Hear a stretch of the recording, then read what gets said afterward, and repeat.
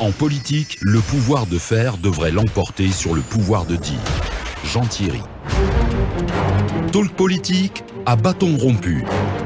Parler à bon escient ou à bouche que veux-tu, nos chroniqueurs tirent les verres du nez aux politiques. Encore une vingtaine de minutes à passer ensemble au compte de Talk Politique. Notre invité au compte de cette rubrique à bâton rompu, c'est Cheikh Oumar Traoré. Il est le président du parti Union des Patriotes Africains de Guinée. Vous le voyez à l'écran, vous qui nous suivez via notre page Facebook, la page Facebook de FIM FM Guinée. Avec lui, dans un instant, on va évoquer la transition avec la dominante, bien sûr, les assises nationales annoncées par le gouvernement guinéen. On reviendra aussi, bien sûr, sur d'autres sujets d'actualité. Bonsoir, monsieur Traoré, bienvenue. Bonsoir, Khalil, bienvenue, merci beaucoup. Emmanuel. Alors, moi j'ai envie d'abord de comprendre une chose. Votre parti sonne un peu comme PASTEF, les Patriotes au Sénégal. Justement. Est-ce que vous avez un quelconque lien? Ben oui, nous avons un lien. D'abord, je dois vous dire bonsoir aussi. C'est pas salué, hein.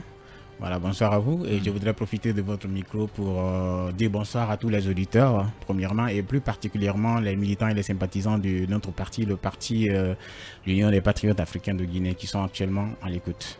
Voilà, donc pour revenir, récemment, vous savez, j'ai dû faire une sortie dans la sous-région pour aller rencontrer un certain nombre de personnes, donc parmi lesquelles certainement se trouvait le président Sonko, que j'ai côtoyé à Dakar tout récemment.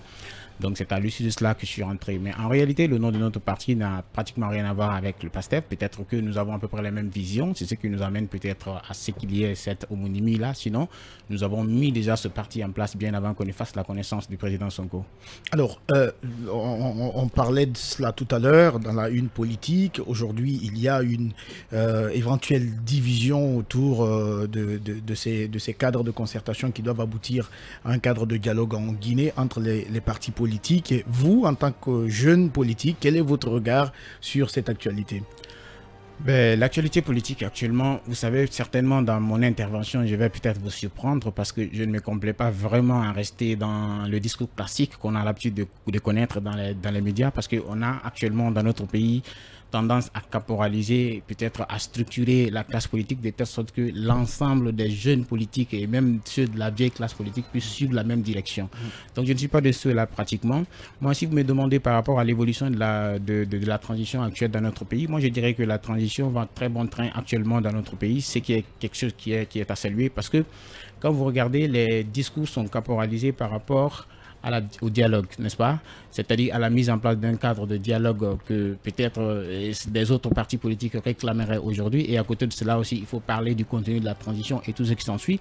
Mais je pense qu'aujourd'hui, lorsque vous regardez un peu, vous analysez un peu le discours des leaders politiques actuels dans notre pays, vous allez voir que l'essentiel du problème n'est pas touché en quelque sorte. Parce que et pour vous, c'est quoi l'essentiel? Pour vous, M. Traoré, c'est quoi l'essentiel du problème? Est-ce que finalement, la division qui peut naître entre les différents politiques n'est pas essentielle pour vous? L'essentiel est ailleurs. C'est quoi cet essentiel? Absolument, l'essentiel est ailleurs. Parce que vous savez bien qu'avant de rentrer même en politique, d'abord, vous savez bien, tout ce qui amène l'individu aujourd'hui à se lancer en politique, c'est quoi? C'est pour améliorer les conditions de vie des citoyens. C'est ça, si vous voulez. Mais cela n'est pas nouveau. C'est ce que prônent tous les politiques. Justement, c'est ça l'oméga, si vous voulez. C'est ça l'oméga de l'entrée en politique. C'est ce que tous les partis politiques le disent. Mais si vous voulez savoir effectivement, est-ce que le parti est en train d'aller dans ce sens-là, mais regarde un tout petit peu les actions du parti et regarde un tout petit peu les actions des leaders politiques. Est-ce que les paroles qui sortent des bouches, est-ce que les discours vont dans le sens de l'amélioration des conditions de vie des gens? Mais aujourd'hui, c'est pas ce qu'on est en train de voir. Voyez-vous, les problèmes essentiels sont là. La population est en train de souffrir. Mais regardez ce qu'on est en train de voir. C'est mettre en place un cadre de dialogue. Aucun des leaders politiques qui sont censés influencer, n'est-ce pas, le système politique dans notre pays ne parle aujourd'hui du quotidien du Guinéen, voyez-vous. Attendez, donc moi je pense que ce sont des questions qui devraient être au préalable, ou bien même si nous devons faire des revendications, les revendications devraient aller dans ce sens-là, de l'amélioration des conditions de vie. Mais si finalement il n'y a pas simplement aller par exemple de Mararoulani, parler par exemple du prix du pain, mais attendez, c'est que vous oubliez toutes les actions posées par le gouvernement ont une répercussion sur le quotidien des populations. Justement, mais voilà, on est dans une transition. Personne ne viendra vous dire ben, le prix du Mararoulani a augmenté. personne ne le fera. Je suis entièrement d'accord avec Alors, vous. dites-moi, Mais vous savez que l'augmentation du prix du yeux. Maragoulani dont vous parlez là, oui. ce sont des conséquences d'un système politique économique. Justement, alors. Voilà, donc si les politiciens doivent prendre la parole pour influencer, pas de demander à ceux qu'on parte tout de suite aux élections, mais de faire en sorte que il y ait un mais personne ne l'a fait. Personne n'a demandé. On a pris la parole pour dire, bon, allons tout de suite les élections. Non, mais il y avait, pour l'instant, on parle de dialogue. On a eu des voix qui demandaient. Si on avait écouté ces voix-là, aujourd'hui, on aurait fini avec cette élection. Une question, on va se calmer. Oui. Regardez-moi dans les yeux.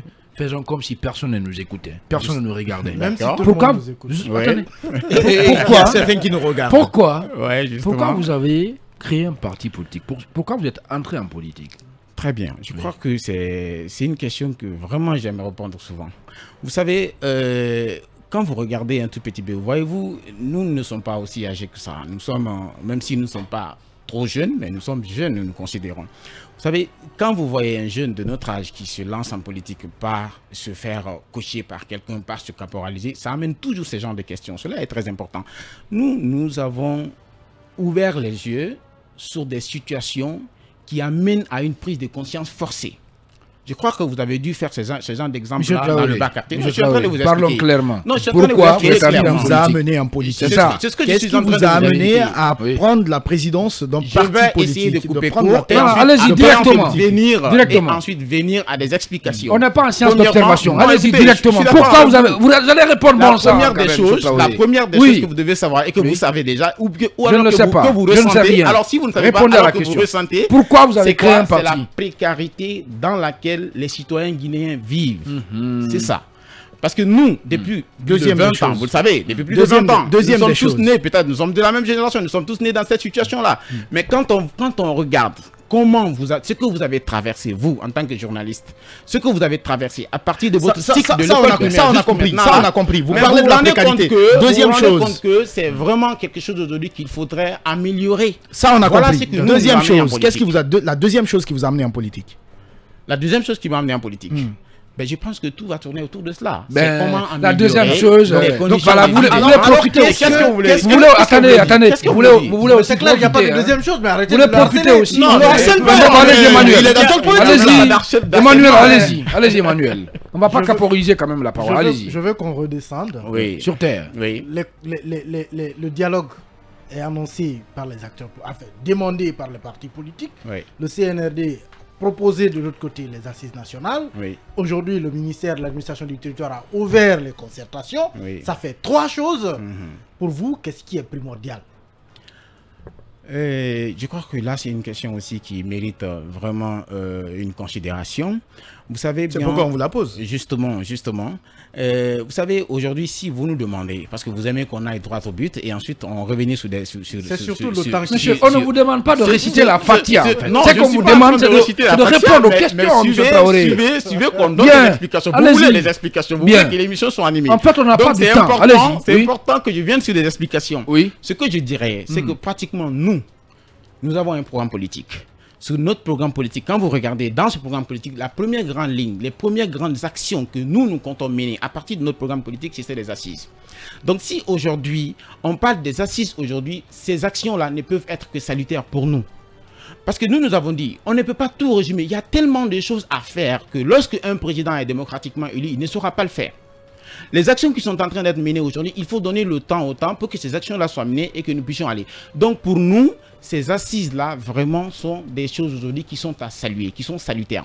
Même s'il y a encore des choses qui sont à faire, il y a des choses qu'il faudrait tenir compte parce que quand on parle des assises nationales, il ne s'agit pas simplement d'aller se voir, se retrouver et peut-être se regarder en face, se retourner. Moi, je pense qu'il y a des questions essentielles aujourd'hui qu'il faut mettre sur la table parce qu'aujourd'hui, on a tendance à voir que les Guinéens ont tendance à se dissocier de leurs valeurs, des principes qui ont été à la base de la fondation de notre nation. Ces principes-là sont en train d'être dénués aujourd'hui. Donc, si nous devons aller vers les assises nationales, il faudrait que nous battons de toute notre force, faire en sorte que ces principes-là puissent être sur la table. Alors, on veut parler de la justice, on veut parler de la solidarité, on veut parler du travail, que vous savez déjà, on veut parler surtout du patriotisme aussi. On a vraiment besoin de ça. En parlant de justice et de ces assises sont qualifiées d'assises de vérité et de pardon. Sauf qu'à aucun moment, on a parlé de justice.